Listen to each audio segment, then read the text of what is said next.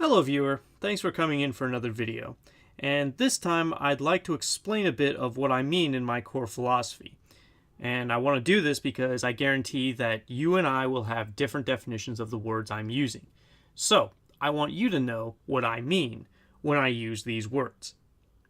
So my core philosophy is love benefits life, or it can be expanded a little to say love does good for life. Or I can expand it a second time so that it makes even more sense. Love is the action of doing what is good for life.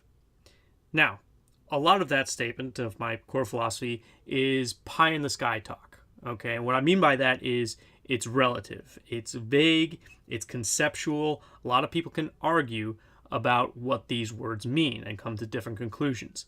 It doesn't connect to anything in the material world in a verifiable way, except for the last word, life. And I'm going to give my definitions of life in this video. Now, to do this, I've borrowed a couple words from the Greek language in forming my thought on what life is.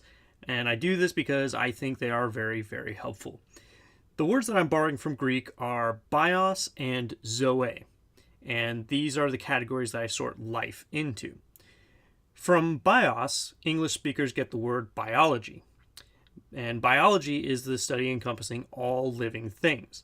And one of the ways scientists distinguish between living and non-living things is by observing the characteristics of material life, so that we can distinguish between inanimate matter and a bit of matter which is alive.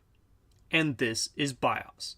Bios is the material existence, the physical component, the bodily side of a living thing's life. Bios is the life of the body. Now, the second word I borrow from Greek is zoe. And from zoe, we get the word zoology, which is the study of animals specifically. There's a number of things which separate the animal kingdom from the others, such as they are multicellular organisms, they don't produce their own energy, and they generally move under their own power. But the difference I will focus on, where the meaning of zoe becomes important, is that almost all animals have brains. Now, the brain is a special organ because it allows living things to experience life beyond the base mechanics of bodily life, of bios. The more powerful the brain is, the greater the range of life which can be experienced will be. So, sense perception is the most basic experience enabled by the most basic brain. As brains increase in ability, they gain things like feelings, emotions, various forms of thought, and memory. And this is zoe. Zoe is the life experienced, which is beyond a creature's bios. The zoe of man, of human beings, is far deeper, more expansive, or grander than anything else in creation, from what we observe in other creatures. Aside from having a much greater capacity of the types of zoe, which all other animals have, man also has forms of zoe which are almost completely absent in all other animals.